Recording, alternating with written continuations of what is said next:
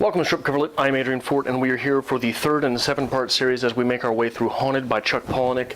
This video is a discussion of pages 201 through 300, and it will actually end a bit before 300 because late in this selection we begin a short story that I believe will fall better into the 300 to 400 page discussion for this book.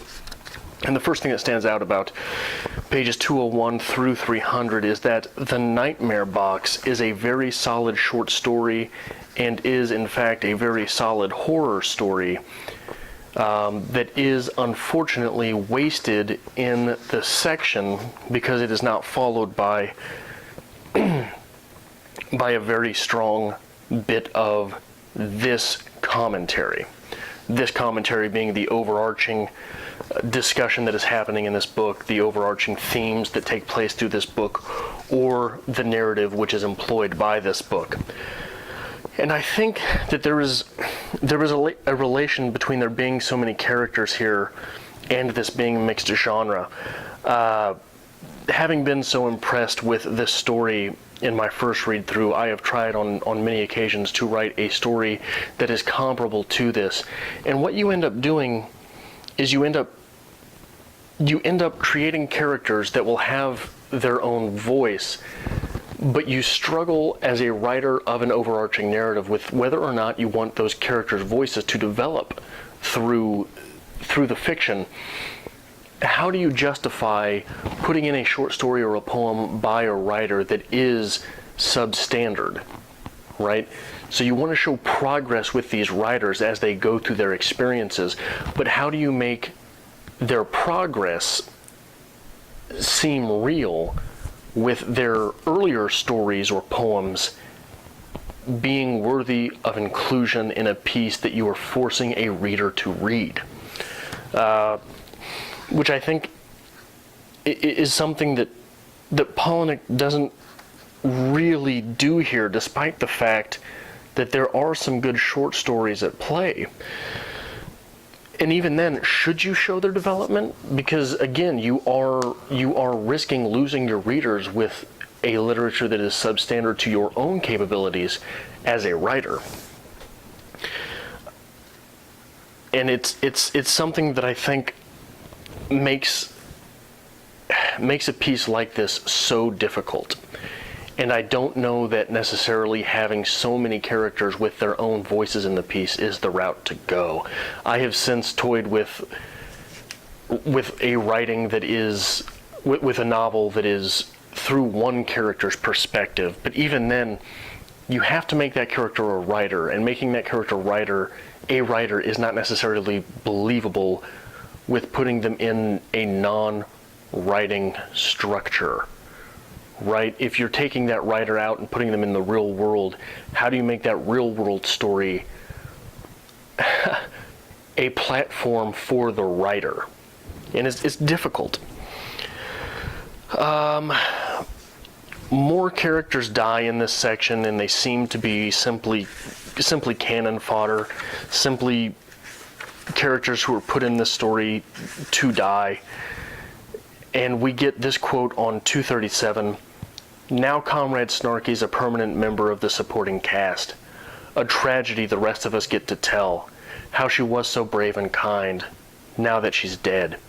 Just a prop in our story. And one wonders if this is a meta-commentary or if Palahniuk even knows that he is writing a novel populated completely by supporting characters. We finally, however, in the form of Comrade Snarky, get a hero. And this is because we get 4 consecutive sections of good stuff. We get a section of writing, a section of the narrative of the story in which Comrade Snarky is dead. She has died. And she's still warm. So they wonder, should we eat her? Because they're all starving. So they decide to go ahead and eat her. They start cutting up this character and cooking and eating this character. After that, we get where is it here? On 256, we get her poem, which is titled Anticipation, and it reads as such. Anticipation, a poem about Comrade Snarky. I lost my virginity, Comrade Snarky says, through my ear. So young, she still believed in Santa Claus. Comrade Snarky, on stage, her knuckles rest on her hips, her arms bent, so her leather elbow patches poke out at each side, her laced-up steel-toed boots planted wide apart, her legs in baggy camouflage pants tied around each ankle. She leans so far forward, her chin casts a shadow down the front of her army surplus olive drab field jacket. On stage, instead of a spotlight, a movie fragment. The footage of protest signs and picket lines, the bullhorn shapes of mouths, yelling all their way open, all teeth and no lips, mouths so far open the effort shuts their eyes tight. After the judge awarded joint custody, Comrade Snarky says, my mother told me, in the middle of the night, while you're fast asleep, with your head on the pillow, if your father ever tiptoes in your room, you come tell me. Her mother said, if your father ever tugs down your pajama bottoms and fingers you, you come tell me. If he takes a fat, heavy snake out from the zipper in the front of his pants, that hot, sticky club that smells bad, and tries to force it in your mouth, you come tell me. Instead of all that, Comrade Snarky says, my father took me to the zoo. He took her to the ballet. He took her to soccer practice. He kissed her goodnight. The colors of sit-down strikes, the shape of civil disobedience still marching across her face. Comrade Snarky says, but for the rest of my life, I was always ready. And that poem, again, is entitled Anticipation, and begins, I lost my virginity, Comrade Snarky says, through my ear. And this presents a complex character. This presents a complex situation, a dire situation, one in which a person's innocence was lost through the act of someone who is acting under the guise of trying to protect them. This is a complex piece, and the complexity of this piece is not like anything we have seen to this point in the book. After that, we get the short story, Speaking Bitterness, which is about a women's only safe space meeting whose members get together and speak out about abuses they have suffered. One week, a Miranda shows up, and Miranda is, in the eyes of the members of this group, suspiciously masculine. And her sexuality is overtly played up. The group assumes she is a post-op transsexual, and they act aggressively towards her because of this, because she has invaded their space. Miranda refuses to leave, so the members attack Miranda. Eventually, they strip Miranda and penetrate Miranda with a flashlight. There is some ambiguity as the members who are doing this penetration get suddenly uncomfortable with what they're doing, and it is not quite clear if those members of the group are uncomfortable because they realize the savageness of what they are doing, or because they realize that Miranda is in fact not a post-op transsexual.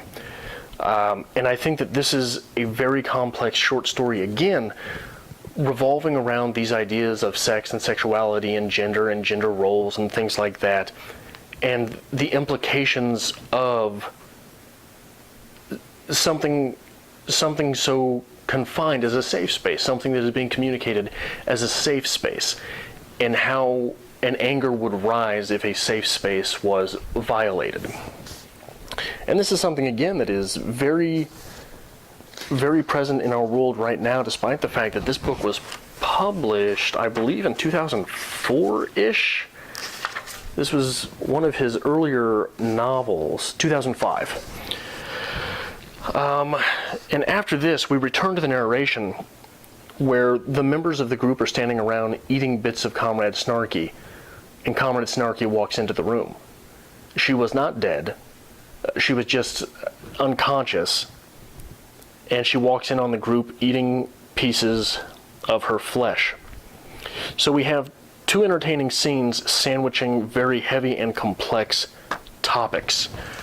If the entire novel was written with this type of complexity baked in, with this type of complexity baked into the middle of very entertaining scenes, instead of scenes which seem very try-hard, the novel would be 100 times better. It would be on the level of Fight Club.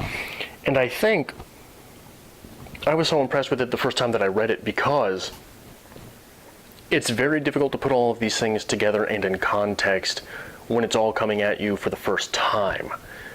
The characters, after being introduced, do seem more interesting than they do on a second read. They do not seem as one-dimensional as they actually are. Because you're given so many different ideas to play with, it holds your attention more readily than it does on a second read. The short story of Crippled by Agent Tattletale made me realize that clever is simply not a substitute for emotional connection. And connecting to the senses is not the same as engaging them. On 283, starting on 283, we get a paragraph which reads as such: "The poor detective. I climbed up a ladder and dropped in all 4 of those bombs down the shitter pipe. After that, I clapped a hand over the pipe to stop any from leaking out. Me up there, Adolf fucking Hitler, dropping poison gas and listening to my detective cough and beg for air. Just the sound of him gagging up wet puke, then the glop of it hitting the wood floor in chunks. Just the sound alone almost made me hurl. The sulfur smell of bug spray and the puke smell. Those bug bombers kept hissing until the white whiffs curled out from every little crack and nail hole. Gasoline-smelling smoke puffed from each side of the shit house as the detective threw himself at the walls.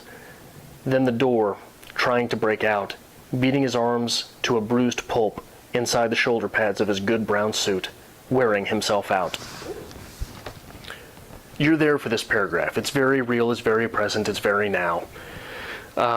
It makes us feel, hear, and smell those things that are going on, but it does not beg us to leave our world in favor of Palahniuk's world.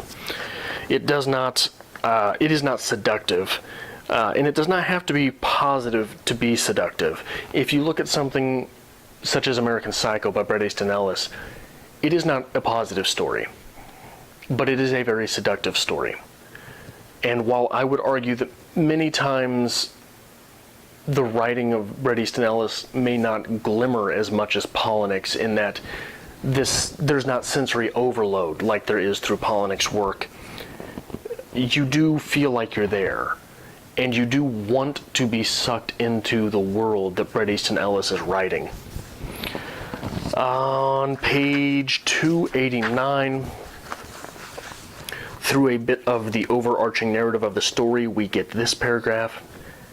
"Doesn't it seem like we're all hiding from something?" the missing link says. "With his long nose, his awning of a single dense eyebrow, his beard, he says, why else would people walk through that door with Whittier, a man they don't really know?" God damn you, Chuck Palahniuk. I thought that they were writers. I thought they were writers and they were going on a writing retreat, and that's why all of them were there. That is what we were sold at the beginning of the novel. That is what we've been trying to deal with as the novel has gone on. But we keep getting little hints that these are not writers, that they're simply masquerading as writers. But then we're sold that they're there to actually write a novel that will be turned into a movie that will make them rich and famous. But then we keep getting little hints that they're not writers, but they're all writing down what they've been going through. They're all yearning to struggle more than they're struggling. And it's maddening, because we're stuck in this middle ground. We're stuck in this never to do, which is this novel. On 290, we get some good quotes, at least some thought-provoking quotes. "Animals," the missing link says, "are how we define humans. Without animals, there would be no humanity. In a world of just people, people will mean nothing." And a little bit later, "By having their big collections of dogs and cats and horses and monkeys to make them behave like human beings." That's really all that I have for this section of the book. I hope that you will join me for part 4, which will be the conclusion of the novel.